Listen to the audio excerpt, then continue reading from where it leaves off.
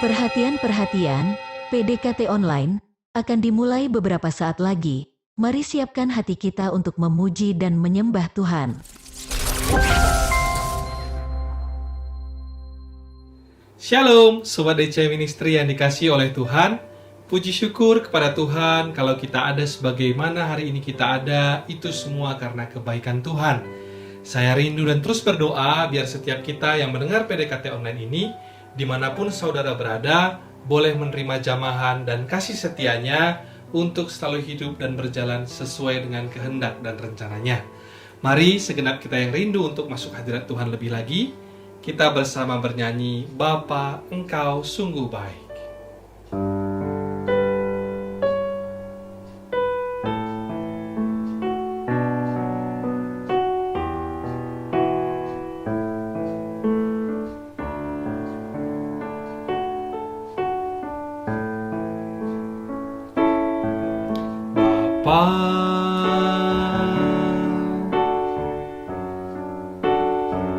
Engkau sungguh baik, kasih-Mu melimpah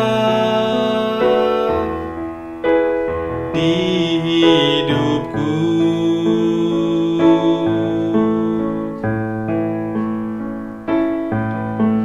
Bapa,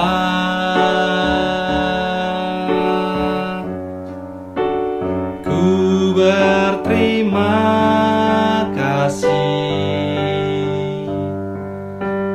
berkat-Mu hari ini yang Kau sediakan bagiku. Ku naikkan syukurku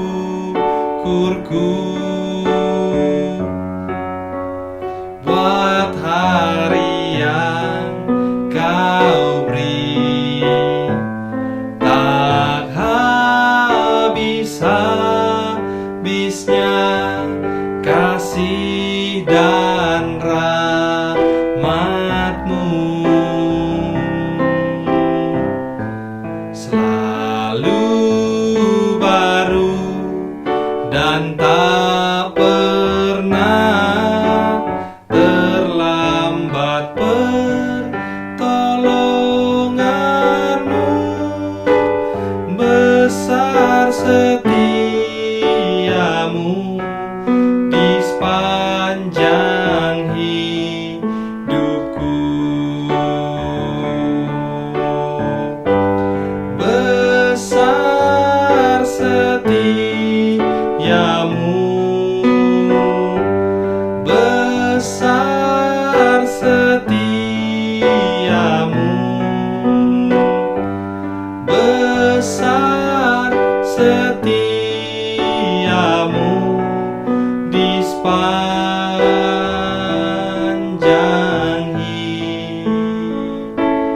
hidupku. Mari kita bersatu di dalam doa. Terima kasih ya Tuhan Yesus buat berkat dan kasih-Mu Tuhan yang melimpah dalam hidup kami Bapa. Terima kasih juga Tuhan buat segenap pertolongan Tuhan yang selalu baru dan tidak pernah terlambat bagi kami Bapa.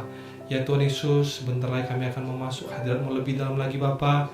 Biarlah melalui setiap firman-Mu yang disampaikan Tuhan, boleh menjamah setiap hati daripada kami yang haus dan lapar akan Engkau. Sembunyikan hamba di balik salib-Mu Bapa. Di dalam nama Tuhan Yesus, mari sama-sama kita yang berdoa dan percaya katakan, Amin. Hari ini sharing firman yang akan saya bawakan berjudul Menang atas Penolakan. Sobat DC Ministry yang dikasihi Tuhan, tentu tidak ada satupun dari kita yang senang ditolak. Apakah itu dalam urusan kuliah, karir, pertemanan, bahkan percintaan sekalipun, pasti kita akan selalu berusaha untuk menghindar dari rasa tertolak. Sekalipun demikian, mungkin tidak sedikit juga orang yang kerap kali atau sedikitnya pernah mengalami yang namanya penolakan.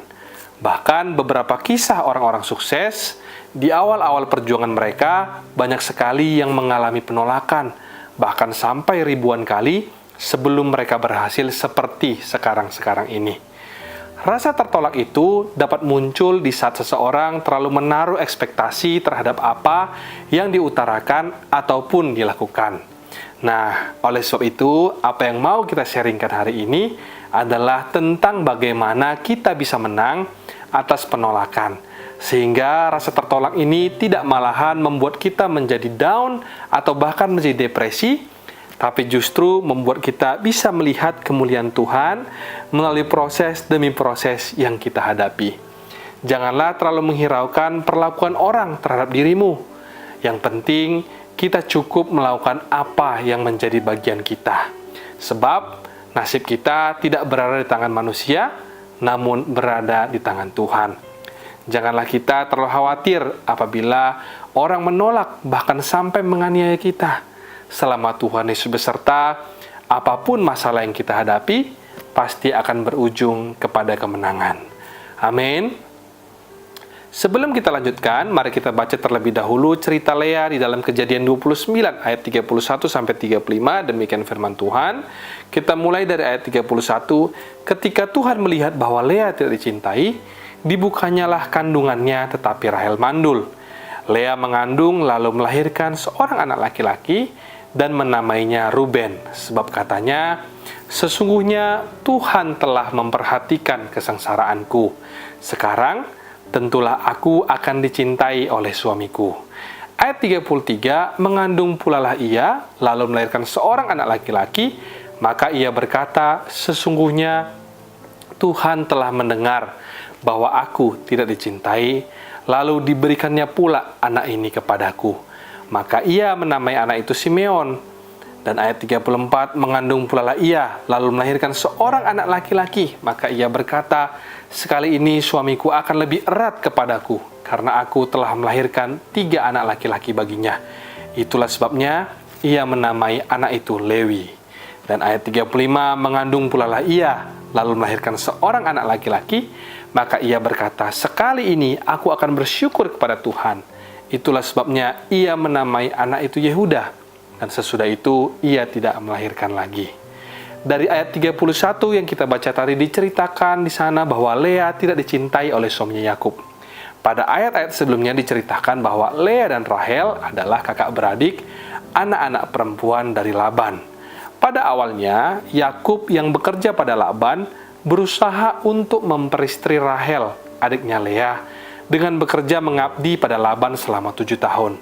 Tetapi ternyata Laban mengingkari janjinya, malah memberikan Lea, karena ia menganggap Lea adalah kakak Rahel, dan di daerahnya tidak biasa apabila seorang adik melangkahi kakaknya. Sementara Yakub harus terlebih dahulu menggenapi 7 hari perkawinannya dengan Lea, barulah Rahel diberikan. Setelah kita mendengar kisah ini di mana Lea tidak dicintai, tentu kita merasa kasihan dengan Lea. Selain sebagai istri Yakub yang pertama, dikala itu Lea juga sebenarnya dijodohkan, berada dalam situasi maupun posisi yang mungkin saja tidak bisa memilih. Sudah ia tidak bisa menikah dengan pria pilihannya, tidak dicintai lagi oleh suaminya Yakub. Dalam kondisi demikian, semestinya Lea nggak bahagia, bukan? Tetapi tunggu dulu. Di ayat 31 berkata, ketika Tuhan melihat Lea tidak dicintai oleh Yakub, malah dia yang dibuahkan kandungannya, sementara Rahel mandul. Dari sini kita melihat bahwa Tuhan itu memperhatikan setiap kita. Di saat kita berada dalam posisi yang tertolak, ataupun merasa didiskriminasi oleh orang lain, kurang lebih seperti yang Lea alami dalam kisah ini, maka di saat itu terjadi, yang harus kita lakukan adalah mencari Tuhan. So, apabila kamu mencari aku, kamu akan menemukan aku. Seperti firman Tuhan yang tertulis dalam Yeremia 29 ayat 13. Selanjutnya di ayat 32-35, Lea mulai melahirkan anak-anaknya dan mulai memberikan nama kepada setiap anaknya. Melalui setiap nama-nama yang Lea berikan kepada anaknya ini, nanti kita akan bisa melihat bagaimana seorang Lea dapat menang di saat mendapat penolakan dari suaminya Yakub. Dia menerima fakta bahwa ia tidak dicintai, namun Allah selalu menolong dan tidak pernah meninggalkan Lea. Dimulai dari anak yang pertama, yaitu Ruben, yang artinya Tuhan memperhatikan. Arti nama Ruben ini sekaligus menjadi poin pertama dari bagaimana caranya agar kita tetap bisa menang di saat mendapat penolakan. Poin pertama adalah tetaplah percaya bahwa Tuhan selalu memperhatikan kita. Melalui kelahiran Ruben ini, Lea berkata, selama Tuhan memperhatikan dia, maka itu sebenarnya sudah lebih daripada cukup. Selama kita benar di hadapan Tuhan, maka kita tidak perlu terlalu terpengaruh akan apa yang orang pikirkan tentang kita. Jadilah pribadi yang tetap rendah hati, mau menerima masukan dari orang lain, tapi tidak perlu stres, lalu kepikiran setiap kali dikomentari oleh orang lain. Jalanilah hidup sesuai dengan firman Tuhan, maka damai sejahtera akan tinggal di dalam hati kita. Selama Tuhan memperhatikan kita, maka tentunya hidup kita pun akan baik-baik saja. Lalu poin berikutnya diambil dari nama anak Lea yang kedua, yaitu Simeon, yang artinya Tuhan mendengar. Dari nama Simeon ini kita mengambil poin kedua, di saat kita mendapatkan penolakan, maka tetaplah percaya bahwa Tuhan mendengar doa dan seruan kita. Sekalipun saat melahirkan anak kedua, Yakub masih belum juga mencintai Lea, namun dengan keyakinan iman, Lea tetap percaya bahwa Tuhan mendengar doa-doanya. Mungkin di saat itu doa Lea belum terjawab, tetapi Lea tetap menjadikan Tuhan sebagai pribadi yang mengenal dan mengerti segala persoalan yang dihadapi. Demikian juga dengan kita, mungkin ada sebagian doa-doa kita yang belum terjawab sampai dengan saat ini. Hal ini bukan berarti Tuhan tidak mendengar doa-doa kita, namun Tuhan sedang mempersiapkan suatu waktu yang tepat di mana kita siap untuk menerima jawaban doa kita tersebut. Atau dengan kata lain, Tuhan itu tahu pasti apa yang terbaik bagi kita semua. Percaya saja, janganlah kita terlalu memikirkan perasaan kita yang sering kali menipu atau bahkan menuduh kita yang tidak-tidak, sehingga kita hilang rasa percaya kalau Tuhan itu mau mendengar kita dan doa-doa kita semua. Poin berikutnya atau poin ketiga diambil dari nama anak yang ketiga, yaitu Lewi, yang artinya saya berusaha. Poin ketiga ini kita ambil dari kisah Lea, bagaimana dia bersyukur untuk usaha yang telah dilakukannya atau dicapainya, namun tetap mengusahakan yang terbaik. Kali ini Lea berbangga dengan hasil usahanya sampai melahirkan anaknya yang ketiga ini.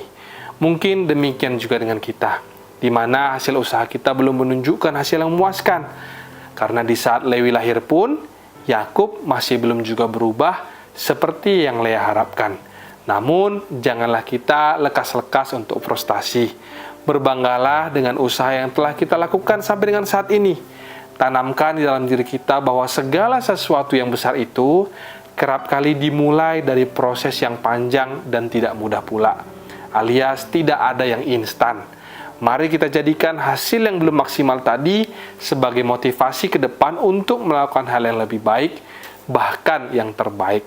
Selama hati kita benar dan Tuhan Yesus beserta kita, maka orang-orang yang menabur dengan mencucurkan air mata akan menuai dengan bersorak-sorai, dan orang yang berjalan maju dengan menangis sambil menabur benih pasti pulang dengan sorak-sorai sambil membawa berkas-berkasnya.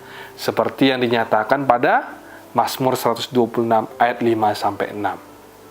Poin terakhir, sekaligus menutup sharing firman hari ini, diambil dari nama anak yang keempat, yaitu Yehuda, yang artinya saya menaikkan puji-pujian. Poin yang keempat, bagaimana menang atas penolakan adalah dengan mengarahkan fokus kita kepada Tuhan dan pujilah Dia.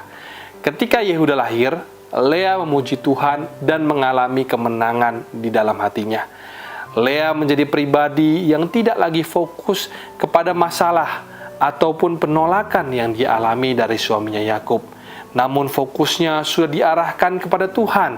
Sekarang fokusnya berubah menjadi memuji-muji Tuhan. Mungkin masalahnya tetap ada, tapi tidak lagi menjadi masalah bagi Lea karena hatinya telah menang. Sekarang Lea bisa melihat bahwa penolakan itu bukanlah akhir dari hidupnya. Dan dia tahu bahwa kebahagiaannya tidak ditentukan oleh manusia, namun Tuhanlah sumber kebahagiaan yang sejati. Jadi dari sharing hari ini ada 4 poin bagaimana bisa menang atas penolakan. Yang pertama, tetaplah percaya bahwa Tuhan selalu memperhatikan kita. Yang kedua, tetaplah percaya bahwa Tuhan mendengar doa dan seruan kita. Poin yang ketiga, bersyukurlah untuk usaha yang telah kita capai, namun tetap usahakanlah yang terbaik. Dan poin yang keempat, sekaligus menjadi poin yang terakhir, adalah mengarahkan fokus kepada Tuhan dan pujilah Dia. Saya rindu sharing hari ini bisa memberikan kita sebuah kemenangan untuk mengatasi segala bentuk penolakan yang mungkin saja sedang atau pernah kita alami dalam hidup ini.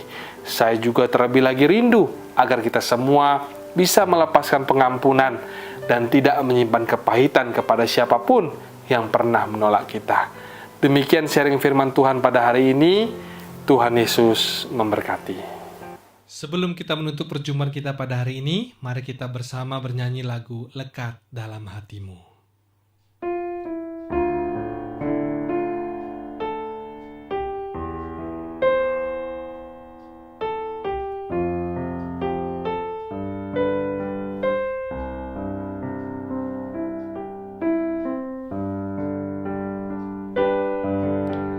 Lebih dari segalanya, ku berharap padamu. Lebih dari para penjaga, mengharap fajar pagi. Begitu rindu hatiku berada dekatmu. Alangkah dalam kasih-Mu memenuhi hidupku.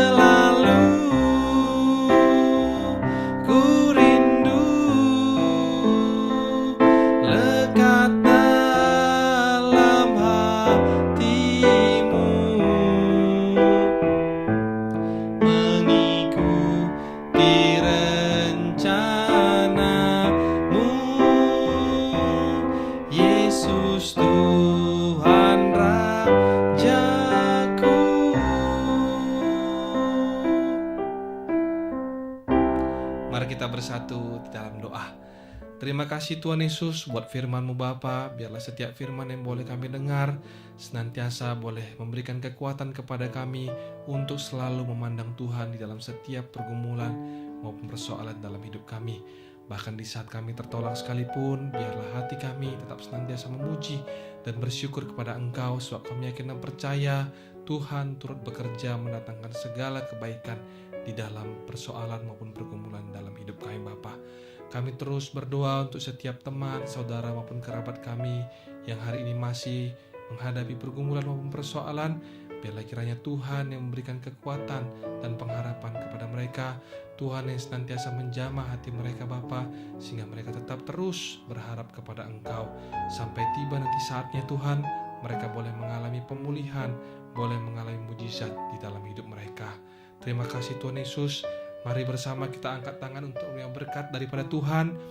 Terimalah kiranya berkat dari Allah Bapa, cinta kasih Tuhan Yesus Kristus, penyertaan Allah Roh Kudus akan menyertai hidupmu mulai hari ini, bahkan sampai kali yang kedua Tuhan Yesus datang menjemput kita. Namamu tercatat di dalam kitab kehidupan. Di dalam nama Tuhan Yesus yang percaya dan diberkati, katakan bersama, amin, amin, amin. Tuhan Yesus memberkati, shalom dan sampai jumpa.